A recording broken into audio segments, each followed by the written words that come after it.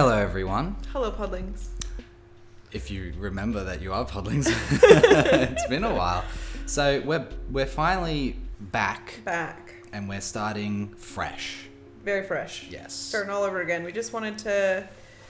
I think we needed a bit of a break. Just a little backstory. We needed a little bit of a break. PB and I were both going through some work stuff, and yeah. And we sort of. This felt a little bit like work. It did feel a little bit like work. We lost our joy. It did not spark joy. So we decided to start fresh. So we just, got rid of everything, as you probably would have noticed. Yeah. For, those that follow us on Instagram. Yeah. So removed our episodes and we wanted to start again. Because we kind of got to a point where I think we had over like 200-ish episodes, but they just got so obscure. Yeah, and we were getting so niche. And it just kind of strayed from what we originally set out to do, I think. Yeah, I agree. So I think with our first episode, I think we're back on track. And boy, do we have a lot to talk about. oh boy. But I think the way we're going to structure these episodes from now on is we're kind of going to start with a little bit of a, what is the latest in the news, So and or... I think as of we're recording is out today, if not tomorrow. Yes, sir. So we're pretty pumped on that for season 2. So excited and a little bit nervous, but yes, with the track record with a few of those. Because Andrew was actually so good. It is, man. I'd argue it's the best thing that's come out of Disney Star Wars. I would agree. And my God, if it delivers on season 2, I'll keen. Let's go. I'll be happy. Just a side note, I think the guy that did Andor, there was some interview, as part of like the lead up to it and the marketing and stuff. He was saying that he's get involved with the Star Wars horror project. Yes, which is what we have been talking about. Yeah. Well, this is the first episode. This is the first episode of Podlings 2.0, but we have been talking about. Yeah, we've personally been for wanting so long an adult horror. Because in the expanded universe, there's a lot of horror. Yes, there's a lot of Star Wars horror, and it's so good. Yeah, and every time I see it, at the time when this news came out, there would be an associated screenshot of the Death Troopers book. Yes, as like the first thing that could be live actionified, which would be dope. Because I love that book. That was such a good book. So that's exciting. Yes. And what else? This episode will be coming out on the anniversary date of Revenge of the Sith. Episode 3. Which is the best one. People are fucking unsubscribing. They're like, nah, this podcast is shit. Here we go. So what a better way to come back than on the 20th anniversary. And then obviously May 4 just around the corner too. Yep. Which... It's we'll have another episode. A great time to be a Star Wars fan. It really is. Let's jump straight into it. Let's jump into Darth Vader design. Where do we want to start? The scripts. You got to start with scripts. You got to start with the scripts. And there's a lot of, he didn't have it all worked out. Oh my gosh. So there was a lot of variations of before we ended up with what we got. Yeah, right? in the scripts. Yeah. Because we went straight into the concept art, and you immediately go to Ralph McQuarrie, who we'll properly talk about in a second. And if you don't already know, I'm sure that if you're a fan, you already know who Ralph McQuarrie is. You will. We'll talk about him a lot. Yeah, but the scripts originally just George Lucas's idea and designs and stuff, and how it's evolved, and how a lot of people had a play in it, which is pretty cool. Lots. But in the scripts, so in the first draft, Vader wasn't really important at all. There was just a vague mention of a tall, grim-looking general. And then there was another mention later on about some sort of Sith in an all-black robes. So this was not the same character. They were just offhanded mentions. And then for the second script, George, in between those two, George hires Ralph McQuarrie to actually help him with the concepts of these people, and then Ralph McQuarrie plays a huge part in this, and a lot of these concepts, well, for most, a lot of characters and things throughout Star Wars, but for definitely Darth Vader. Totally. In the second draft, Vader becomes a 7-foot Black Knight of the Sith, so they sort of merged those two in the original. Yeah. And then they mention a grotesque breath mask. So, again, I love this. And one of the reasons why they did this is because in that scene, there's stormtroopers, and stormtroopers' design was already set up, right? Yeah. So they already have the helmets and the masks and stuff. And there's that very beginning scene when we get to see Darth Vader, and he like cuts himself in, blasts himself into like the side of a ship. And Ralph McQuarrie says that he was really worried about his health because he like how can he breathe? Everyone else has breathing apparatus and helmets on. He was like, how could he breathe?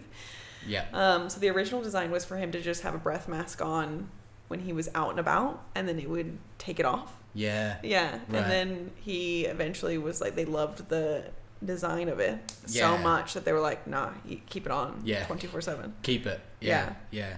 Yeah, that's right. Because as part of Ralph McQuarrie's design, because obviously he was basing a lot of his design entirely off the script, the drafts of the script. As you would, right? So, Darth Vader's just, George Lucas, I just missed that. You said all of them. Whoops. George Lucas is obviously very reliant on the designers around him. Which I think is good, which doesn't happen a lot when you have totally someone like that. They tend to just be like, no, this is what I want, this is what you're doing, where he's like, here's this extremely vague, I need a tall Black Knight. Okay, from space. Yes, it's like cool. And give him a mask. Yeah. It's okay. So it's really up to the people to have this free brief. Right. To create. Say no more. And Ralph McQuarrie came up with, there was a lot of variations of the design early on. There's so many designs that Ralph McQuarrie does that end up being reused, so many. It's crazy. I think even one of the designs with the cape ended up being one of the inspirations for Captain Phasma's design that's right. as well. You're right.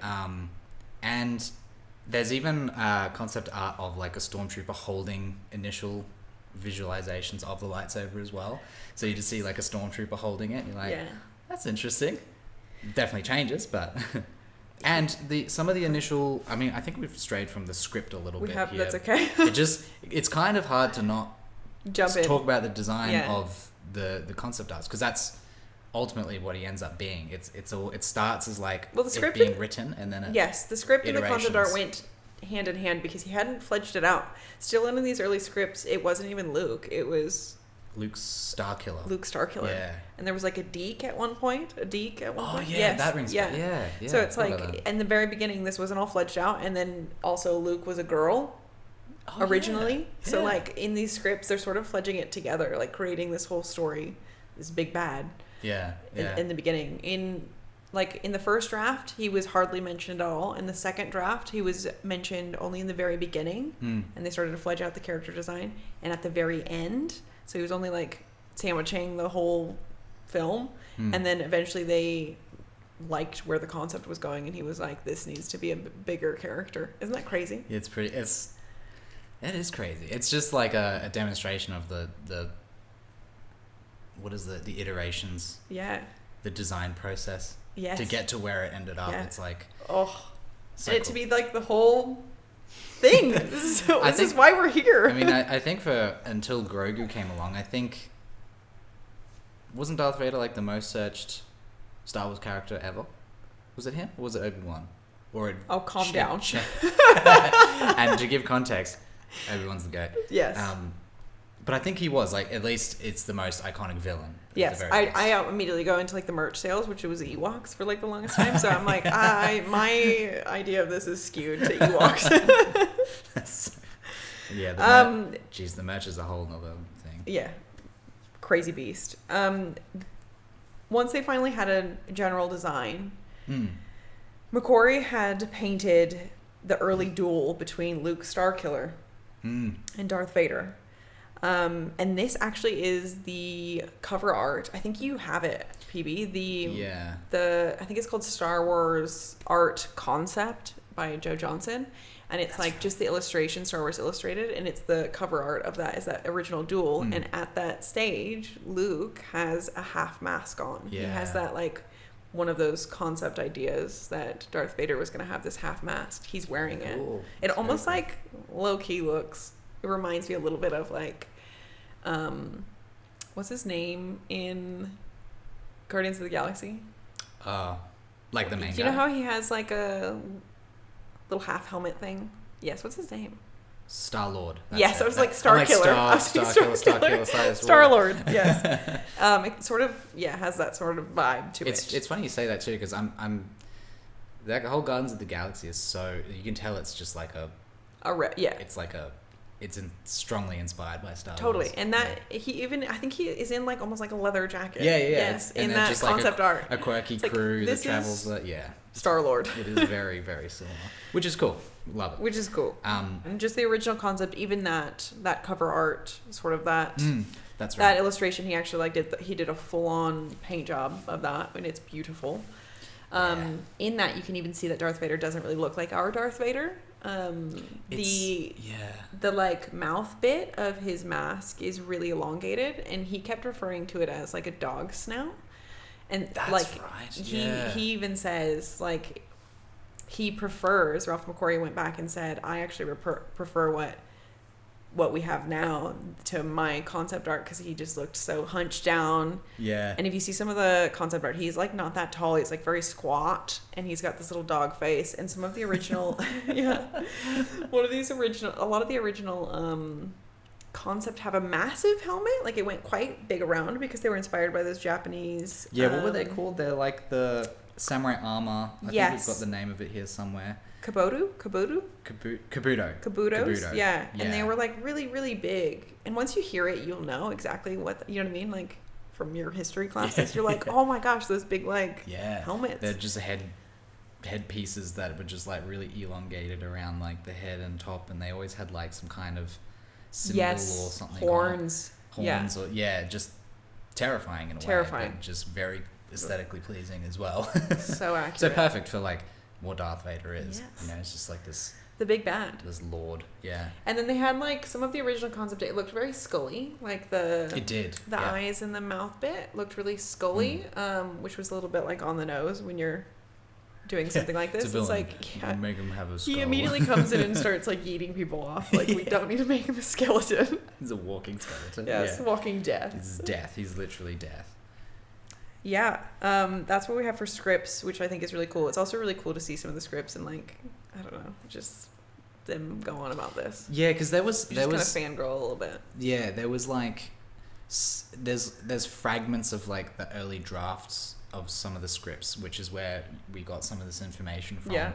And they just get now everything is like organized and stored and. These are like there's some handwritten bits. Like it was very loosey-goosey back then. Yeah. Like they were just notes and stuff. Things probably, who knows how much stuff got lost as well.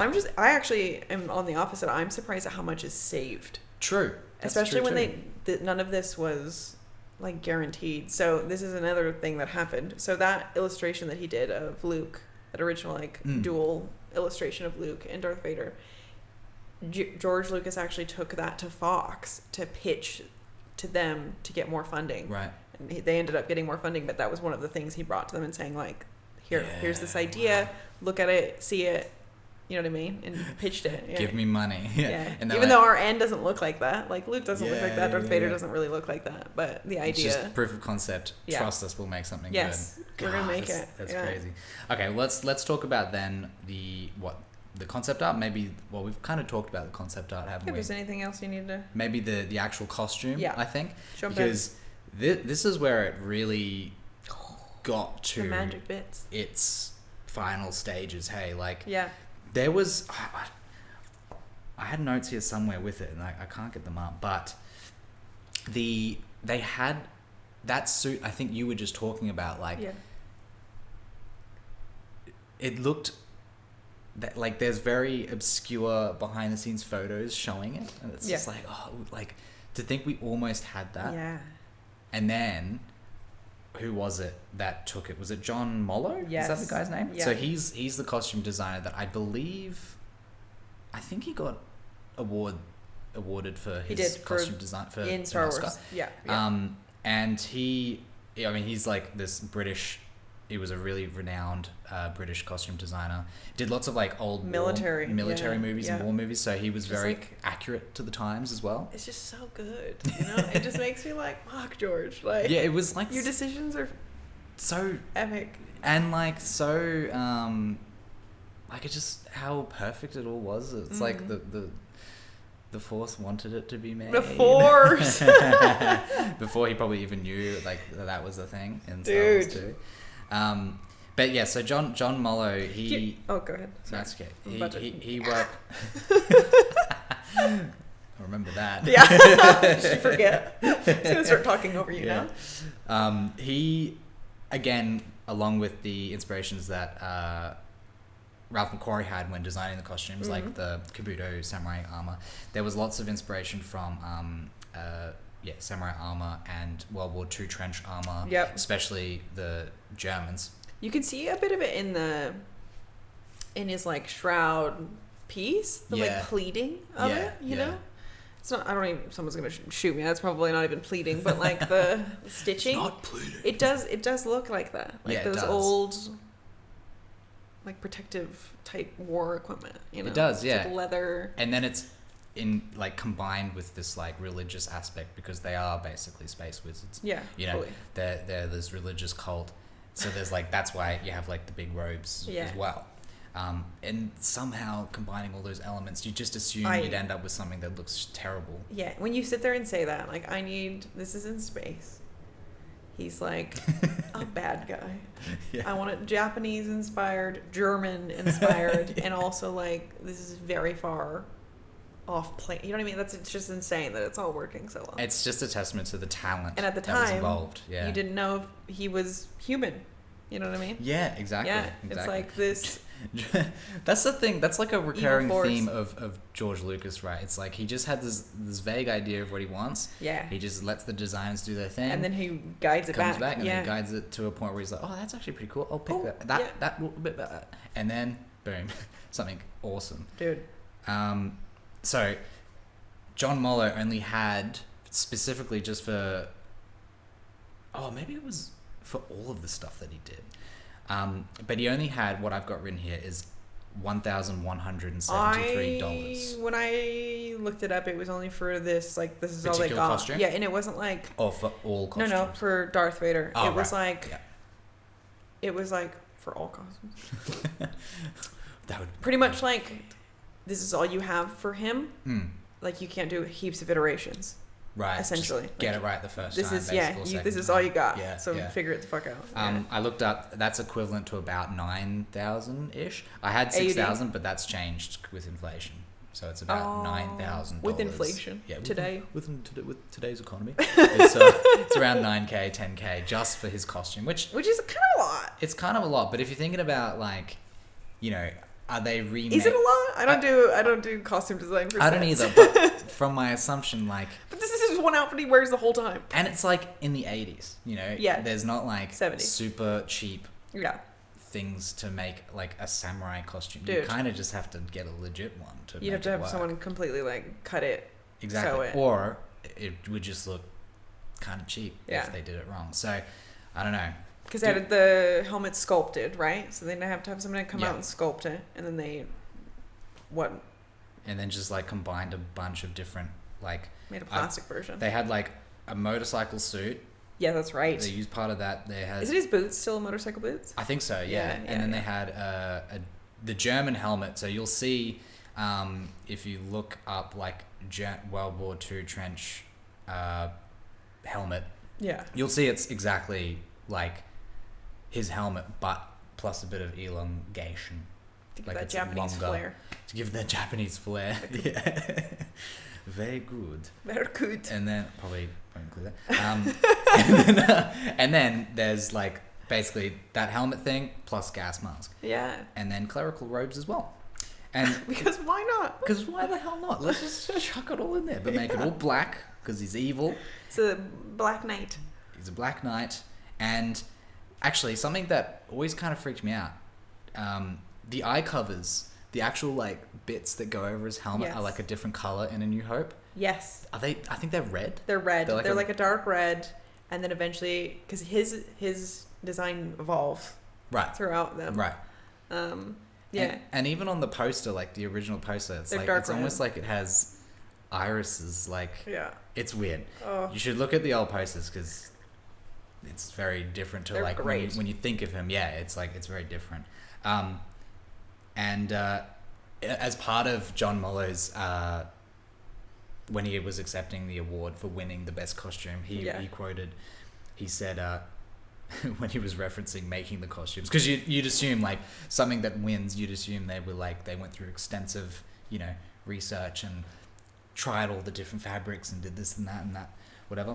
Yeah. But he just goes, not so much costumes as a bit of plumbing and general automobile engineering.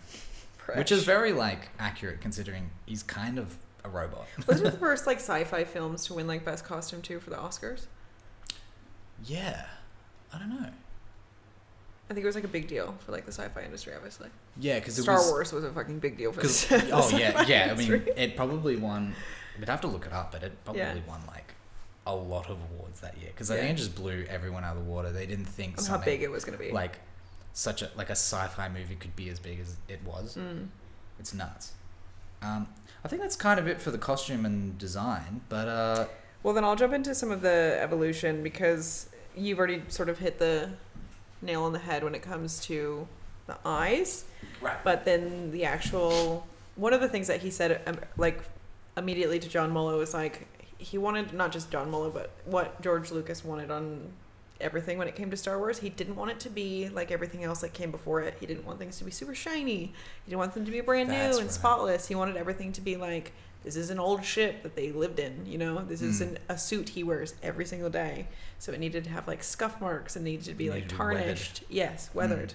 So it was like one of the main things that he had him do. In the first one, the helmet is like a bit more scuffed and dull. In the second one, they have it be a little bit shinier. They also obviously changed the eye plates. They changed the layout of where his that like square device thing? The chest plate sits. So originally they had his his chest plate moved from under his robe in A New Hope to on top of it. It's more of a centerpiece. Yes, and that continued to change. Like went back and forth. It's something like you really have to look to see the difference too. Patty, in the second one, his chest plate, they changed some of the colors of the buttons, and then they also added teeny tiny Arabesh for like almost like instructions to make it more like press this to breathe. Yes, but I immediately was like, oh, that's like really good, great detail. And I thought, who is touching his chest plate if it's not like him or a robot? That's so true. I mean, they would probably not survive. The second, for sure. The second chest box also had functional lights, whereas the first time it didn't. This one actually had functional lights that would like light up. Yeah. And then I didn't know that.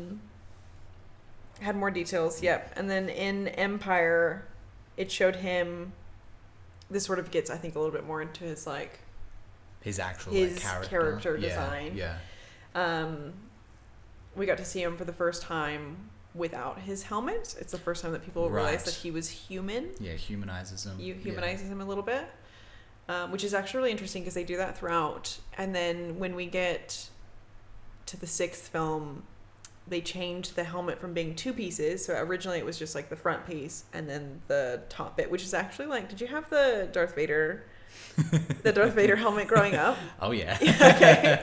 Where it's like you had the front bit that had the dangling chest piece. Yes. And then you had the top helmet that goes on top. That's sort of what it's like until we get to the sixth film.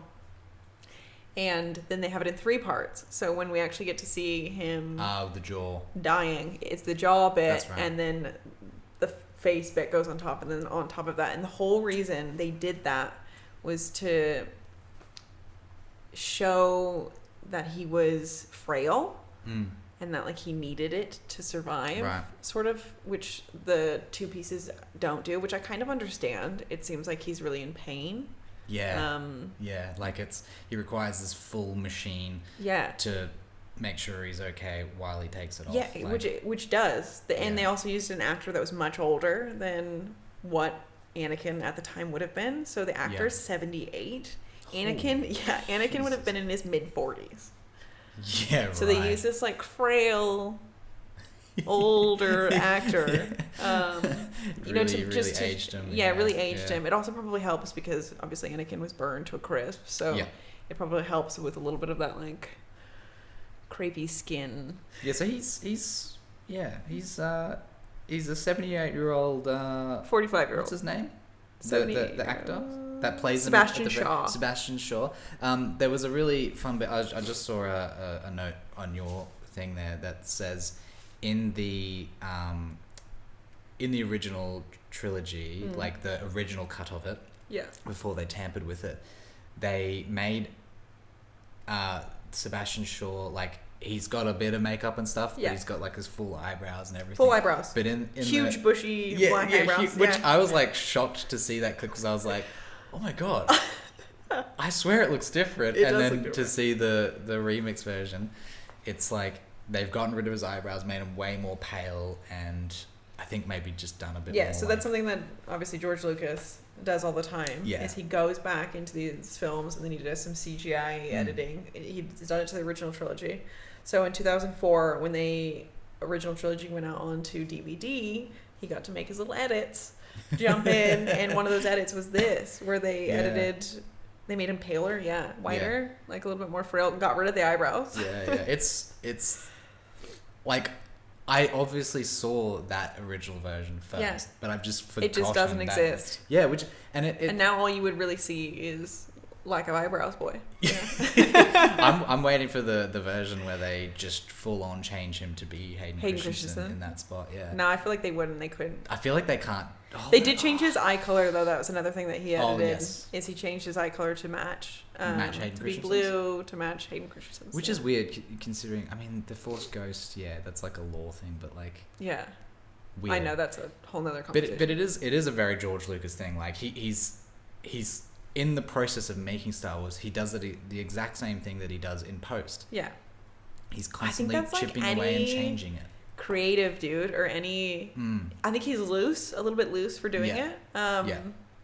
He's just a perfectionist. Like, he just wanted it to be... He'd be like, actually, this would make more sense. Yeah. That just shows, like, also how the story was being built throughout the entire process. Right. Which is kind of like a bit of a Hail Mary that this all worked out well. It kind of is, yeah. And, like, he was definitely criticized for making those changes. But for sure. He's the only one that could make the changes. Yeah. If anyone else made the changes, it's just like, you know... Why? What are you doing? Well, this isn't your creation, you know? But back to Darth Vader design. Yes. Not George Lucas episode.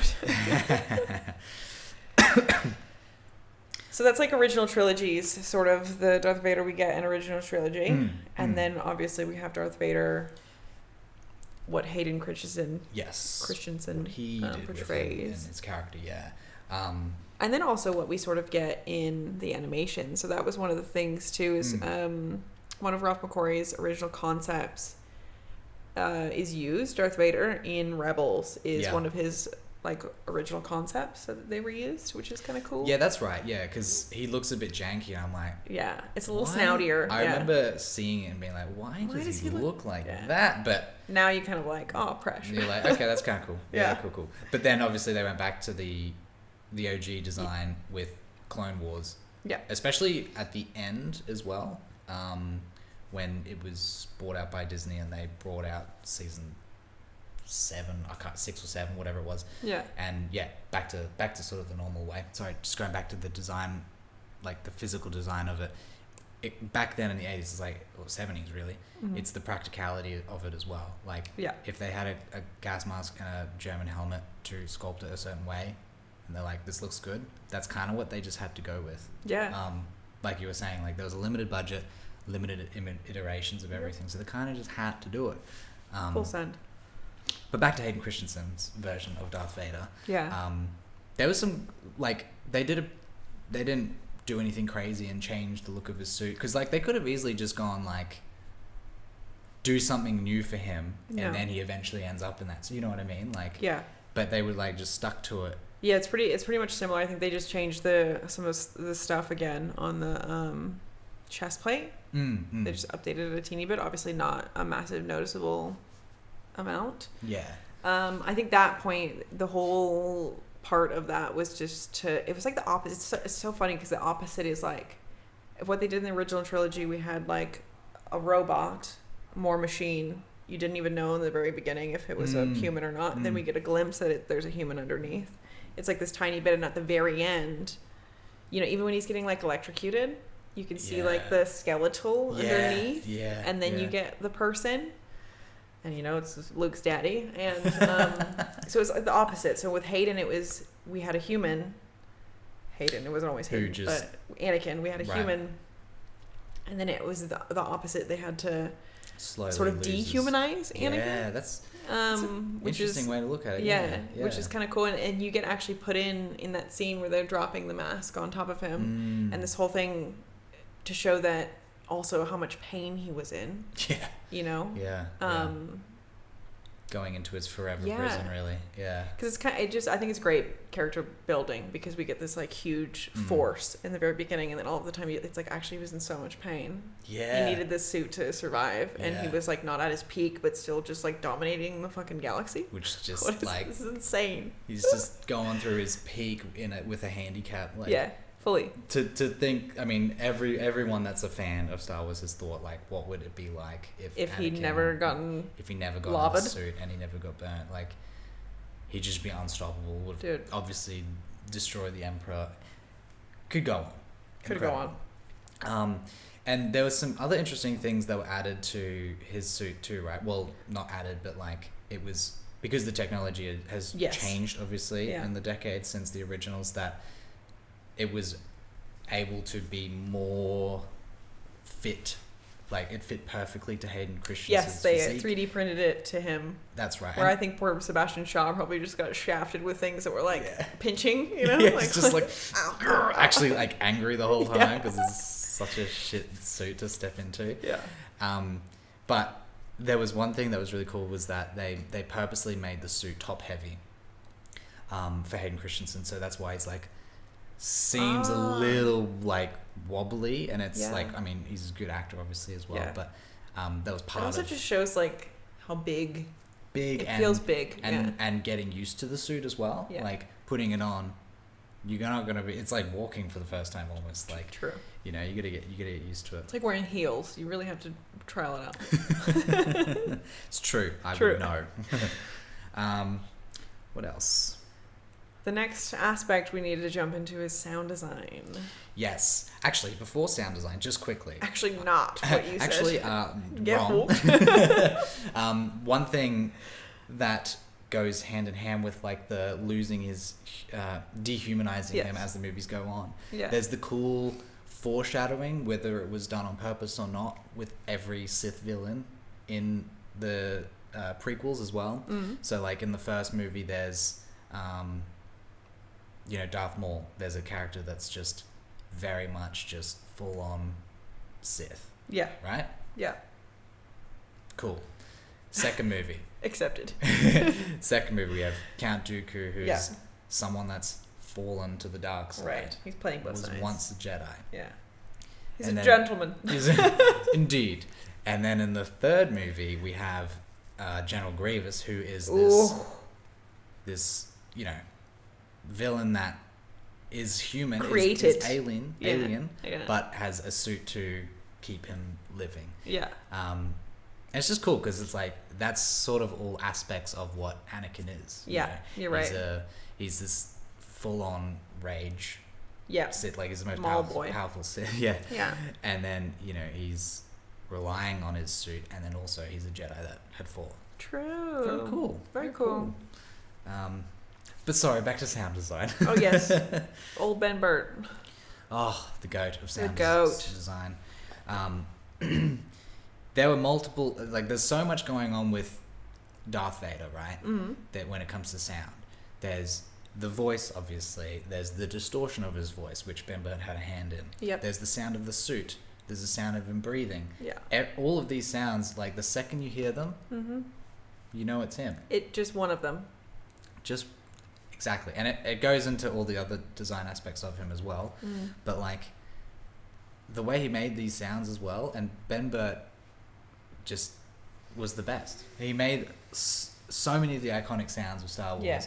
And for Darth Vader... This is partially a Ben Burtt fangirling podcast. Yeah, honestly, he's the best. So when he had to come up with the sounds for Darth Vader, he originally was just told, like, he's a robot that has, you know, there's the suit is keeping him alive. So he had incorporated like hospital like life support system, and it was like so overwhelming that like the beeping, there was just too much going. Like he would just walk and it'd just be this walking hospital emergency room basically. The script described him as some kind of a strange dark being who was in some kind of life support system, that he was breathing strange, that maybe you heard sounds of mechanics or motors.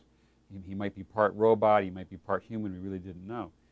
And so the original concept I had of Darth Vader was a very noise-producing individual. He came into a scene, he was breathing like some wheezing windmill. You could hear his heart beating. You know, he moved his head, you heard motors turning. He was almost like some kind of a robot in some sense. And he made so much noise that we had to sort of cut back on that concept. In the first experimental mixes we did in Star Wars, he sounded like an operating room, like an emergency room, So we toned it back because he sounded like, I quote, a walking emergency room. I said that right. And toned it back so there was just a few beeps and boops. And then the breathing was of like to figure this out, it's crazy. But he went into an old like a local dive shop, like a local dive shop, like scuba diving shop. Yeah. And he had like a little microphone. He just chucked it in side of this scuba mask and just recorded himself breathing in various ways, long, short, whatever, and eventually got to that sound that like we know. Iconic. Yeah. A little Sony ECM50, and I actually put that down inside one of the regulators, so it was extremely close to the valve that opens and closes, and then I breathed through it, and that ended up being the breathing that we used for Vader. It's slightly slowed down from the original recording. Which actually is really interesting. So in he obviously trialed this once he realized, like, this is it. He did it back and forth, but so when Darth Vader's like walking around in his prime, force choking the shit out of everyone, his breathing is very like crisp and clean and dry. But when he had originally started doing the scuba stuff, there was some ones that were like a little bit wet and really like labored because he was like trying to force it so much. And he used those sounds, these like labored ones that had a little bit of like a gurgle, like a wetness to it. He used that for when we see Anakin for the first time, like when it is helmet off, when he's like talking to Luke, he uses that. It's like one of his very initial recordings. He uses that in that scene, and you can actually hear it like when you cut them back and forth, the difference, and it's very like like he's dying and frail, like I'll have to rewatch that because I first was picturing like when he's. Is that what it is? When he's like sort of carrying him and he's like that really like sort of breath. It's like because that gets used all the time in other mediums that he's in as well, where he's been attacked or he's been injured. It'll always go back to that labored breath, that labored breathing, and which is like some of the initial recordings. So they were that's crazy. Ben Burtt, man. So good. He did this other thing too, which he used this method that he called worldizing when he does his recording. So like he would record, James L. Jones doing his iconic lines, obviously in a recording booth or something. So it's just how do you make it's very crisp, clear. There's like no. How do you make that sound like he's in a spaceship? How do you you don't just put spaceship noises behind, Yeah. and then it sounds like it. So he would take that voice and then play the recordings in different rooms to get some reverb and different sound effects to get it even better. And so there is like a natural, even if it's quiet, there is like a natural noise. You know what I mean? Yeah, it's like a hum. There's something there. That it's unnatural when you have a soundproof box that you're recording in. Totally. Yeah. So he would play out these recordings, and then he would do it as well, like for Darth Vader, but also other characters that had some kind of, you know, radio transmission effect to their voice, like stormtroopers and stuff. Yeah. Play it through some kind of device, radio, whatever, Genius. and then record that. It's like, God. Now you just run it through an effect and it would be done. I know. Just not the same though. It's not the same. I know, but he did it all so analog and it's brilliant. It's so good. We'll dive deep into Ben Burtt eventually. Yes, as well. there's a lot that goes along with, I think, Darth Vader. One of the things that I didn't mention, which is an afterthought now, but one of his original concept designs was him, and he had a gun. He had his lightsaber, but he also had a gun on his leg.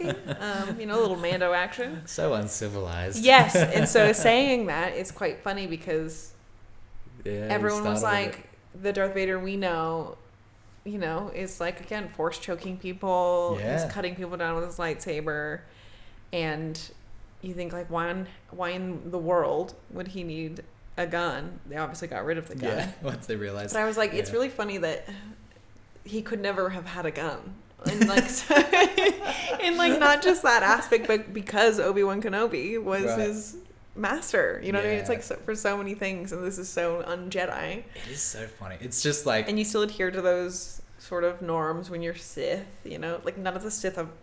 Well, I shouldn't say that. There probably are some Sith who have guns, but probably some that have a particular fight style. Yeah.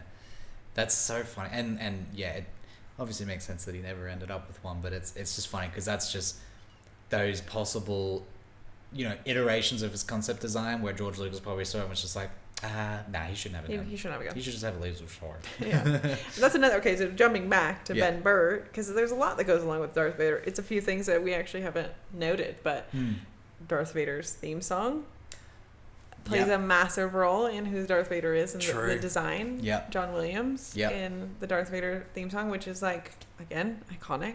Yeah. And then we have the Darth Vader's lightsaber. Yes, which is like such a good sound. Yes, I want to make it out of my mouth and it's not going to happen. It's like a hiss. Like that, but there's a little wetter. Yeah. It's like, because this is something I get really riled up on is, and you know this, is like getting the lightsaber sounds correct. Yes. And I know there's like thought that goes behind it, but when I hear like a Sith lightsaber make the same sound as like a Jedi's ignition, it really shits I'm you like, off. God damn it. They're not the same. It's not the same. He didn't bleed. That is not a lightsaber that has been bled. It's like, okay. It's so annoying. Yeah. But there is a cool fun fact about Darth Vader's lightsaber ignition sound. Yeah. Is that it's also used in Harry Potter in the, what is it, Chamber of Secrets? Yeah, when they stab Tom Riddle's diary with the basilisk, it's the same and sound. And it goes makes that same ignition sound. Lightsaber like, ignition. I know what that's from. No! And again, it's good that you brought that up actually, like all the things that make him make his character. And all of those things are instantly recognizable. There's a concept in design, I guess, is a general thing, but when you're coming up with characters, in particular in some video games, if there's like lots of characters and you need to differentiate between them, you have to, like, even if you're seeing the character through a wall, like sometimes you might be able to see your teammate through a wall, there's an outline of them. You need to know exactly at an instant what that character is. So the silhouette should be able to give away, or the little tune that plays, or the sound effects of them, or what they say. All of it needs to be instantly recognizable, and I think Vader hands down ticks all those boxes. Totally. There's like that idea that, or not idea, I guess it's a fact at this stage, that everyone has heard of Star Wars and everyone has heard of like Darth Vader. Right. Like there's not a single person that you can go to and be like, show them Darth Vader Right. and them not be like, that's Star Wars. Yeah. Or like, Yeah. do you know what I mean? Or Even like, if they don't that's know- Darth Vader. They don't know anything. They might not have ever watched it. There's not like a single person in different cultures that doesn't know, Yeah. hasn't been touched by this. And even if you know, they- or my right. son watches that, my grandkid watches that. There's some sort of relation. Yeah, even if they don't know To Star like Wars. the, It's the, that the big. Darth Vader name, Yeah. it's like they know it's Star Wars. Yeah. They're like, oh, I know that. Yeah, yeah. It's crazy. But It's nuts. what I wanted to say, which we were absolutely derailed, which is very It's very normal. very normal for us, is that so Ben Burt didn't actually really know what the sound of the lightsaber was going to sound like. And once he saw the concept art with Ralph Darth stuff. Vader and Luke Skywalker with lightsabers, he immediately, once he actually saw it, because obviously, you know, George is walking around talking about this, and they're all talking about these laser swords and Sometimes stuff. you need a Yeah, visualization. and then once he actually saw the visuals, he immediately was like, I know exactly what that sounds like. And he knew the Love second, like in his mind, he knew what he was looking for. Had already That's like created it after seeing it. He's like, I know what that sounds like. Yeah. And that's just like an ode to his craft, honestly. Yeah, like obviously very adept to be able to be like, I know exactly what that needs to be. That's crazy. Something that doesn't exist. Yeah, yeah. And now is used in so many different aspects of like film and they even tried to, I don't know if it was Ben Burt in the sequels, but when Anakin's same lightsaber has a different ignition sound right in those movies, it just doesn't feel the same. Yeah, if you could see PB's face right now, he would be shook. He's just cursing them. It's just not the same. But they tried. That's all that matters. Goodbye. Okay, well, now that we've talked a bit about the sound design, we obviously have to talk about the voice actors, the people that actual play actors. them, and there's a lot. There's so many. lot, dude. Yeah. Like that's something that fascinates me about, like a character like Darth Vader. It makes me think of this when I think of Darth Vader, is how many people have to come together and be perfect in their craft to create a character that is so iconic and menacing and memorable. Like, this is one character too. This is one character, and you know, if this character existed in real life, like, there would be one thing off at least. Like, his voice wouldn't be that epic. Yeah. Or stop. Like, I don't know. Something would be off. His breathing would be like much more hard to listen to, or something. But so right. Every aspect. It takes so many people to make this villain as iconic as he is. So there's a lot of names to mention here. Just a few. But you sort of have to, I mean, immediately, I think the one that is the most recognizable, most well-known, we all know, is the late James Earl Jones. Yeah. Yes, 100%. Because he is our iconic Darth Vader voice. That's him. He is Darth Vader. Like, everyone that watched Star Wars for the first time, the originals, heard that voice. So that is him. And then to go on and learn that there's like a different person in the suit. And then many different people in the suit. Yeah, and then later on, Hayden Christensen. Exactly. Like, it's nuts. So nuts. James Earl Jones is an interesting one too, because it's such an iconic voice, such a deep, like, booming voice. Yeah. You know, Mufasa as well from The Lion King. Yeah. Huge presence. His voice has a massive presence. It'd be amazing to have a voice like that. Yeah. That'd be sick. But there was an interview I was watching with him, and he actually like grew up with a stutter, which is like, of course. Of course you did. Of course. It's the same thing. Even like, one of the most epic voices and like... And you started off with some kind of like flaw in a way. Impediment, yeah. It's the same thing. It's like finding out Darth Vader is actually a weak old human. It's like adding to the... I don't even know what the word is. Adding to the character development, but he's a real person. Yeah, no, fully. Giving it depth. That's what I'm trying to say. And he... Because, you know, he's not on set. He recorded every single line of Darth Vader in one afternoon. Like, even us just talking about the concept and how long it took them to get from concept to the final actual thing. And then James is just like, I've got a few hours. Yeah. I'll knock it out. I am your father. Okay, I'll see you later, guys. See ya, bye. There was a actually, he wasn't the first option for Darth Vader's voice either. There was a very well-renowned actor in those days in the 70s. His name was Orson Welles. Orson Welles. Yeah, yes. and he played like a lot of. He was in a lot of big movies back then. He's got a great voice too, but it's not this. It's different, right? Yeah, like, it's not the same. He's very much just like very proper, very like a Count Dooku. Yes. Almost. Yeah. Too refined. Yes, but a little bit more real world. Yeah. And one of the only reasons why they didn't go with him, George Lucas didn't want to go with him, is because he felt like the voice would be too recognizable. And I think he's right, because he was in a lot of stuff. Again, something that George was so great at when it comes to Star Wars is he didn't want anyone to be well known. Obviously, they're well known now. Yeah, of course. But during that, he wanted them to be, I don't want this person to be like, oh, this is, like Daniel Radcliffe. Can't be anyone with like Harry Potter. It's like he didn't want that. He didn't want someone to have these like... Exactly. Come into a film with these predisposed ideas. It's like seeing Jack Black in The Mandalorian. You're just Disney. like, that's Jack Black. I didn't Why even know is he here again? I just still don't relate to that. Like Jack Black, love him, but it's Lizzo, love her. They don't exist in my Star Wars world. That's why like having someone unrecognizable just adds to the magic. Yeah, and the immersion of it as well, because you're like, true, you're discovering it at the same time as them.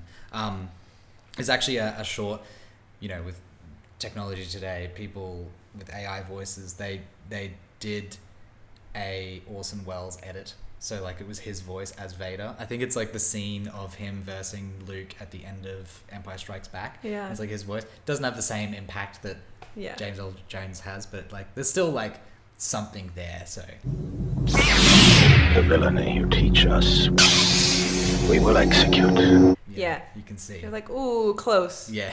Close, but not it. Just not quite right. Yeah. You had half a face mask, not a full mask. yeah.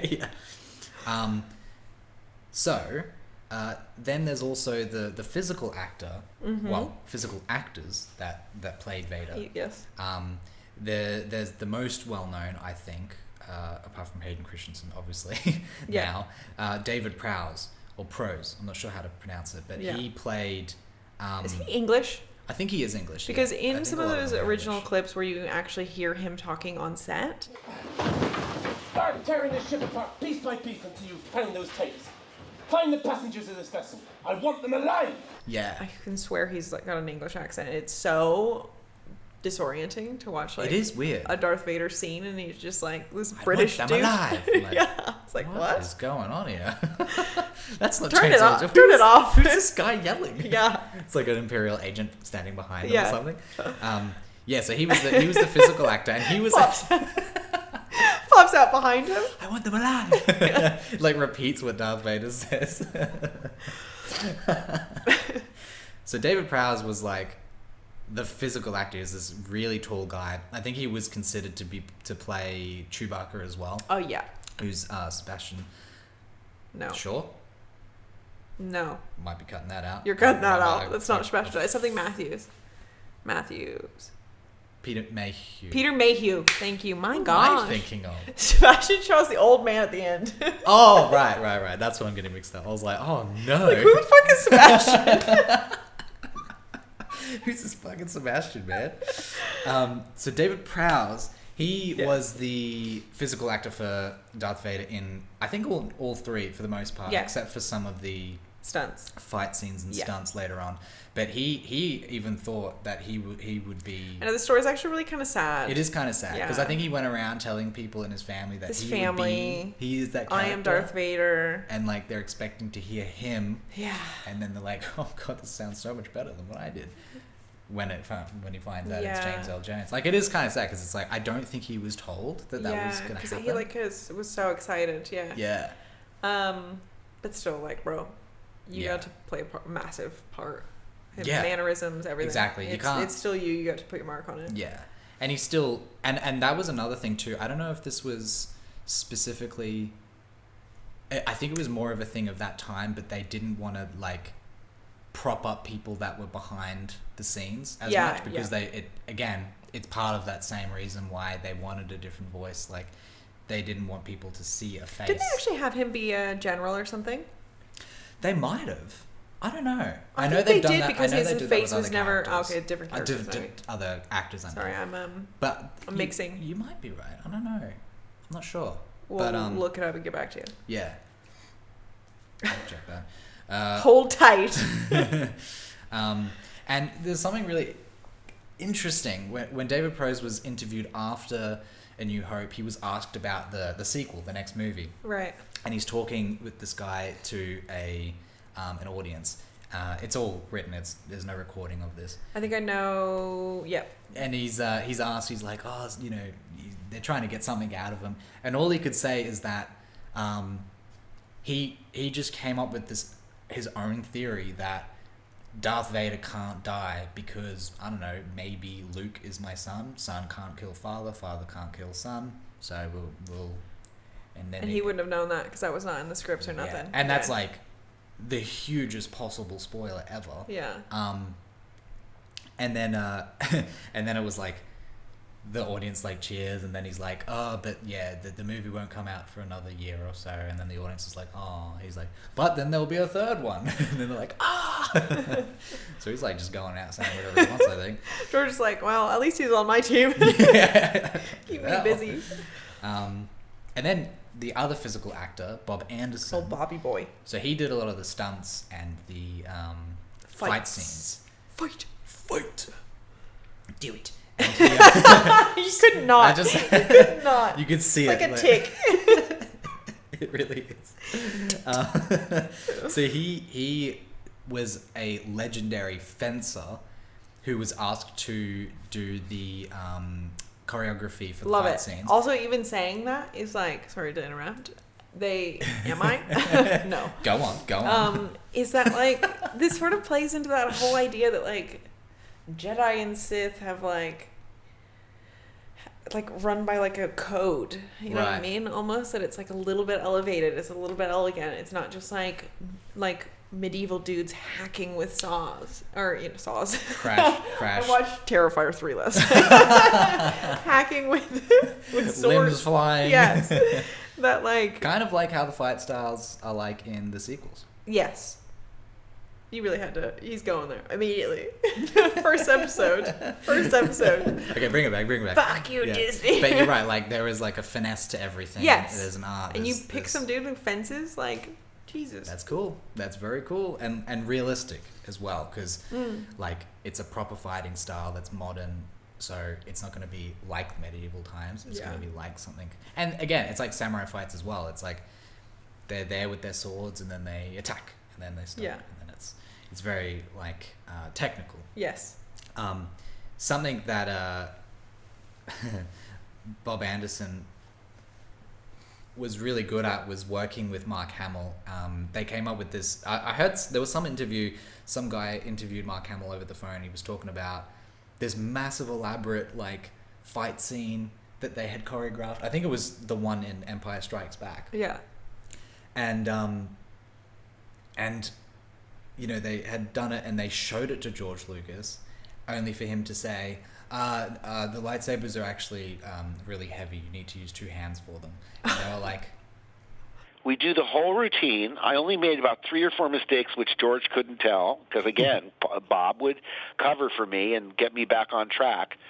But at the end of the sequence, where I was beaming because it went fairly well in terms of what I knew Bob wanted, and George said, you can't take your hand off the lightsaber. You have to have both hands on the lightsaber at all times. And we said, what?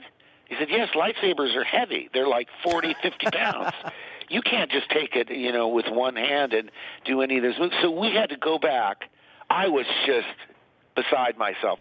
Shit, because they're just using those like plastic, teeny tiny thin plastic things that have been easy to practice with. And he's a fencer. Fencing is typically one-handed, so Yeah. it's very funny for that to just crush them. You have to go back. Yeah, You did it wrong immediately. Actually, Then we jump into Sebastian Shaw, who we've already Yes, sort of talked about a little bit, is our old boy.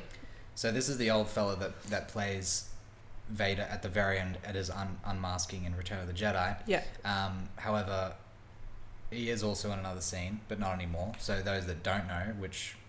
would surprise me. He is the Force ghost of Anakin at the end, right, in the originals, which they changed. Yes, to be very controversially. Yeah, but apart from that, there was something that was like, he was picked as a character that was very adept at what he does. Like, he was a very skilled actor, and he was a very emotional actor. So that's why he was picked to play that scene of the unmasking where he sees Luke, his son, for the first time without his mask on, because he could get into that emotion. I can't not hate immediately, but like, poor Sebastian. Stop it! You're obsessed. Sebastian. I just keep saying Sebastian. David. We're like, the unmasking. You didn't get to be that guy. Yeah. You're also not his voice. And the funny thing about that too is, if you look at it, Sebastian. Oh my god. David Prose actually looks more like Hayden Christensen than Sebastian. I got it right. Finally, you're allowed to say it.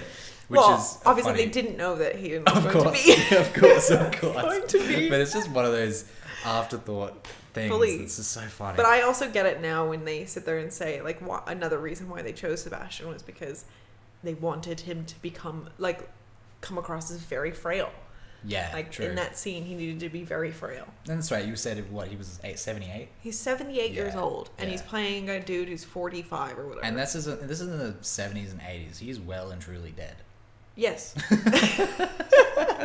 Now, you're like, wow. Now that I'm thinking about that, rest in peace, now, Sebastian. Oh yeah, sorry, but it's crazy, right? Because at that age, he's like well and truly dead. If you think about it.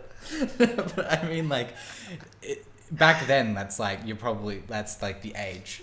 But now, presidents can be that age. You know what I mean? Yes. It's crazy. Unhinged. Also, presidents should not be that age. Agreed. Okay. They can be actors, but they can be a dying Darth Vader, but not a president, please. Agreed. Oh my gosh. Okay, next. Hayden Christensen. We've obviously yapped about him quite a bit. But yeah, he's hard not to. He's the guy. He's like on par with James Earl Jones. He's our generation's Darth Vader. He's our generation of James Earl Jones. Like, he is Darth Vader, and the love that he gets now is which he didn't get. He didn't get that. He didn't get. He kind of gets sad in some of his original interviews when he just got dogged. Yeah. And now it's like, I think it's so good to see him and just be like shook that he is loved for this character that he was hated. It's like his first public appearance for Star Wars in like a decade or something, and he's just, everyone that grew up with the prequels is in the crowd just cheering him. I know, we grew up. I remember he like teared up, and like when he felt that reaction, it's like, holy fuck. Quite magic. Don't hate me. Yeah, which is, again, this is something that's Star Wars fans are so critical. You know, like, I would say probably more so than a lot of other areas where you just don't let things go. It's and weird, you can see isn't it? The hate for a lot of the Disney stuff. It's like very like, again, which is wild. This is a tangent immediately. Is like, because so much of Star Wars is the expanded universe, and like George Lucas let it go wild, but then like you get so like attached. You get so the attached. ignition sound is not the correct for the lightsabers, but it's like you just love it so much that you want to protect it. Yeah, because for whatever reason, like you grew up with, you have the original generation that grew up with it, and it means a lot to them. So when the prequels came out, they're like, it shut them off. And then for us, it's like, it's fantastic, and then we see the sequels, and we're like, what the hell? But what like. The heck? Yeah, I think those particular fans, like, you just gotta take it with a grain of salt. Like, it's still incredible, and like, think of the kids that grew up with the sequels. I think they're probably gonna love it as well. Like, yes, I think they do. Yeah, like some kids are absolutely froth the sequels, and I'm sitting there like, how, bro? Yeah. How? It's gonna. Why do you have a poster of her on your wall? I know. It's like, dude, excuse me, and like, not my Skywalker. If you sign up to Star Wars, just know that you're going to be hated for a couple decades, and then you might have they'll come around. Yeah, they'll grow up. The people who like you will grow up. Yeah, and then they'll speak their truth. You know, so just go in hiding for a while. Yeah. Well, we have to jump into, you missed a few in your list, so I, of course, corrected this. We have to technically say, I'm just kidding. We have to technically also talk about our Anakin in episode 1. Yes. Oh yeah, of course. Jake Lloyd. Jake Lloyd. He's another one that's was very much hated, and probably affected by. Totally, he was so little. Well. Like, he was so little. That's so unfortunate. Hey, like I know kid actors really get, especially in like not an industry, but like a, a group like Star Wars is rough. It is rough. But Jake Lloyd, shout out. He was technically our very first little Darth Vader. Yeah. True, yeah. And there's that iconic art of... the poster art. The poster art of him shadow. standing in the Darth Vader shadow. Like, that would have gotten anyone hyped. So I just recently played... Yes. A lot of the video games are actually not James Earl Jones. Yeah, most of the video games and some of the animation are all voiced by... What is his name? Scott Lawrence. And if you saw his face, you'd know exactly who he is. He's an actual actor. He did the voice for all the video games. He's Scott like dubbed. Lawrence. He's like dubbed in like Wikipedia. He's dubbed like the official voice actor for James Earl Jones. So he can make himself sound like James Earl Jones. Have you like look up a picture of him? You would know him. I actually don't know what he's in, but I know that he's an actor. Right, Like, you've seen shit with him in it. And to be able to just whip out a James Earl Jones is pretty spectacular. Dude. Oh, dude, yeah, of course. I've definitely seen him. He's in, like, a whole bunch of stuff. He's in a bunch... Well, what? I feel like some kind of crime show, right? He's definitely in, like, what's that? Law and Order or something like that? Yes, he's in, I don't know. We could look it up. Wild. So he's like the stand. Wow. Okay. So he does all of the voices for the video games because James Earl Jones didn't do it. Yeah. And I recently just played VR. Oh yeah. Vader Immortal, which is kind of great. But I had thought it was James Earl Jones. Yeah. When you hear him speak, I was like, James Earl Jones. And then even when he takes off his helmet at one point, and he's like talking to like a vision of Padme, and it's Anakin. I don't actually know if it was Anakin now that I found out that's not actually James Jones, because I was like, they probably just like deep faked James Earl Jones or something, like they would have had permission to use any of his stuff. Yeah, I feel like they've but no, it's Scott Lawrence. Movies, but yeah, that's crazy. But like most of the video games are all him. I didn't know that. I'm gonna have to look that up. I know. Like see behind the scenes of him doing it, because that's cool. But he does a James Earl Jones impression. Dude, I'd be happy if I could do a James Earl Jones impression. Jesus. And who are these other people?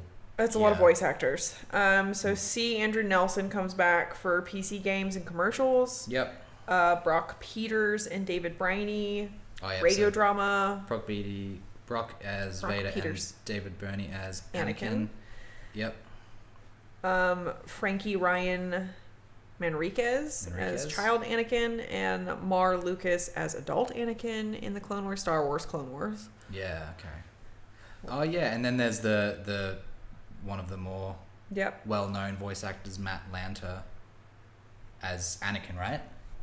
For most of the Clone Wars series. Yep. And the TV show, and he's like, he does his own thing, like it's accepted because it's the entire of the animation show. Like, of course you'd love Hayden Christensen and Ewan McGregor and all that stuff to do the voices, but at the time, like, they'd be paid a lot, obviously. Yeah. Like, probably not in the budget for a cartoon. No, especially, And you kind of just get used to it, because when I would watch it, it's like the first bits, it's kind of like, oh, that's not right, and then you normalize it, Yeah, exactly, yeah. And that's another thing, too, is like with AI technology, or even just the voice actors goofing around, is that they, like, do the live action scenes with their voice acting, or vice versa, and it's like, it's interesting to hear, like, they're obviously very similar, but they have their own, like, take to it. The guy that does Obi-Wan, I forgot his name, but he does an excellent job, because, like, he can do the voice of Obi-Wan, like, as it is in the Clone Wars, but then he can also do, like, an almost identical impression of Ewan McGregor doing Obi-Wan as well. It's, like, really cool. But yeah, I think that's a lot. Is that everything? That's everything. So that's all the actors and voice actors that play Darth Vader Those are all the people in the concept art. Yeah, there's a lot of names. Script. There's a lot that goes into this character, and we haven't even touched his theme song. Yeah. Yeah. Which is another, John Williams thing. There was an interesting fun fact that we can end on to do with the music, is that we don't... The first time we hear the Imperial March isn't even in A New Hope. Yeah. It's in Empire Strikes Back, which is... That kind of blew my mind. I was like, I swear we hear it at the very start, but no. Another fun fact, you don't actually see Darth Vader ignite his lightsaber. What happens in A New Hope? He always just walks in scene with his lightsaber ignited. He's always ready. I remember in the he hallway. Physically chokes someone. That yeah, that's right. When it's it's like, I'm not wow, I hate you so much. I want to feel this. Yeah. Yeah, so funny. Anyway, that's been a long episode of our accumulated knowledge of Darth Vader design. Yeah. Now go and celebrate by watching. Yes. Revenge of the Sith. Revenge of the Sith. For the 20th anniversary.